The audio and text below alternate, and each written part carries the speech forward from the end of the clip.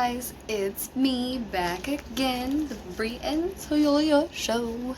So I've done like a lot of beauty videos already, because that's I guess gonna be my main niche. I don't know, I'm kind of all over the place. My life's a train wreck, get used to it now.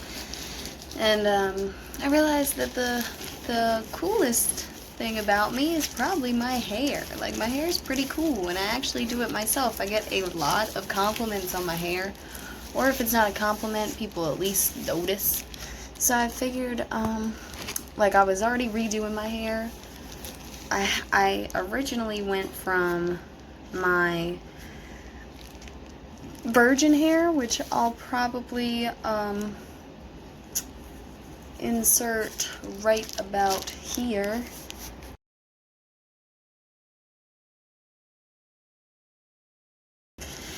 And I started from that, and I bleached it. I bleached my whole head maybe, like 3 or 4 times. And that is not at once, girls. Like, okay, like, I see some videos where people just like, woof, bleach their hair. I mean, there's like, if you Google or YouTube it, there is so many bleach fails. Like, bleach is dangerous at home. Like, it is not a do-it-yourself kind of thing. But of course, us dummies, we're still gonna try it. I still try it. And so I went to Sally's. Oh, I got a backdrop, by the way. Got my backdrop. But so I went to Sally's, and if you don't know what that is, that's a beauty store where you can actually get like high quality hair supplies instead of like the box dye, which is always a no. Never box dye your hair. Except, like, you can get Manic Panic at like Walmart or CVS or anything like that. And Manic Panic is actually really good. Like, Manic Panic is gonna be your friend. Manic Panic's a good dye, a semi-permanent dye. And so I went from the virgin brown to bleaching once with the Quick Blue, L'Oreal Quick Blue bleach, powder bleach, and I bought a tub of that, and then I got the Wella cream developer. I got a 20 developer, but you can, like, it just depends. You gotta do a little research on what kind of developer you think you'll need. So you get the developer, the bleach powder, and then it's usually a 1-to-1 ratio. You just kind of gotta read the instructions, obviously. And you're gonna want to do 1 part or 2 part, whatever the instructions say, powder to your developer. Mix it up in a bowl or a cup or something that you want to use, and then, like, you gotta get one of these. I guess you don't have to. You can really just go in with your gloved hands. You always gotta get gloves too. But if you don't want to go in with the gloves, I do a little bit of both, but I think the brush helps me get to a lot of spots where I couldn't normally, especially with, like, this thing right here. And so that just helps. You mix it up in your bowl, and then for me, for this hair, you obviously want to split it right down the middle. Right at the center part. You want to split it, and my original style was half bleached. Once you have to bleach, wait about a month, preferably longer, bleach again, and you can either get a little bit of purple dye and use purple dye as toner if it's, like, you just gotta look at the color wheel. Like, whatever you got, orange or red or yellow hair, you just gotta look opposite to the color of the color wheel. The opposite color of it on the color wheel. That's what you're gonna want to do on your hair after the bleach to tone it, so you don't have just like orange gross hair that, like, is obviously box bleached or looking box bleached. So after you, like, I just bleached this side again, so right now it's wet because it's toning. Like, I got the Wella, so T18, they're all numbers. So like T18, I've heard a lot of people recommend. It just depends on the blonde that you got from the bleach. So after you bleach it, then you tone it. And you're gonna need developer for that as well, so you might as well just get a big old bottle of developer and mix that together too with the right ratio. Mix the developer with the toner and just slap that toner on. You can actually do the toner when your hair is damp. So you just go ahead and right after you wash the bleach out, or you can wait. I like to just do it right after I wash the bleach out. Just give my hair no time. Just dry it off. So then I put the toner on, let it do its thing for about an hour, and wash it out. And then it'll be closer to like a real blonde, like the real blonde you want to achieve instead of orange. And after you got that side down, or whatever color you want to do, that's just, bleach is different than like actual colors. Like bleach is going to be a different ball game than your like standard dyes. Woof, got some blue on them, on the face and the ear. Oh no.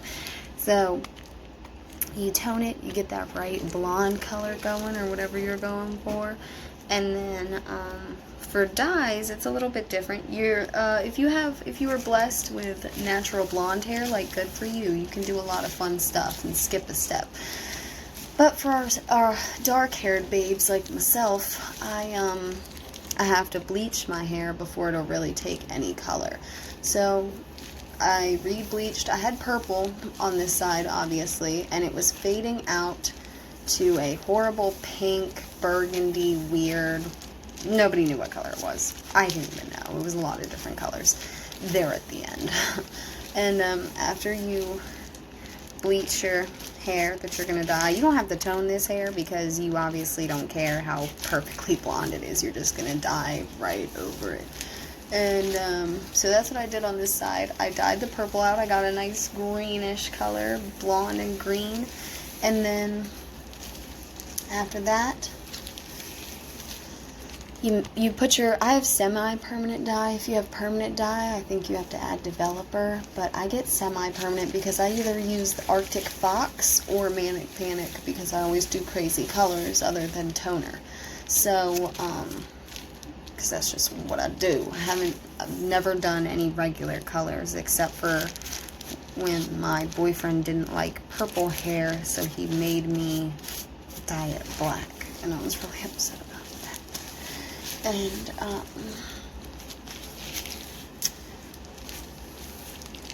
so you just put it in your bowl, you get your little brush, and you get really small sections. You have to hit every piece of hair. You have to get all your strands. And your neck. Make sure you get half of your neck, so your neck's blue for a month. Just kidding, that's not a real step. But so yeah, you have to get really small sections, probably even smaller than what I'm doing, because remember, I am lazy. So you get really small sections. You make sure you hit every piece of hair. Like, you gotta really work it through. Every little piece. You're actually supposed to section your hair to make it easier to do this, but like I just said, I am lazy.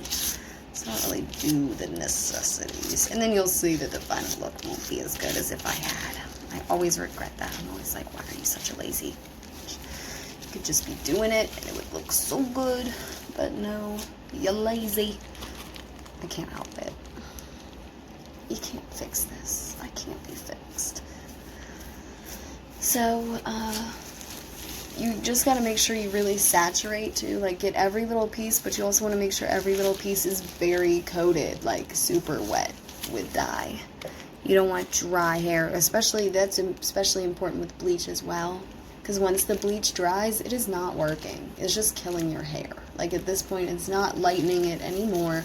It has dried and done its job, it thinks, so it's just stopped. Like, so you just gotta keep applying. If it dries, just reapply it.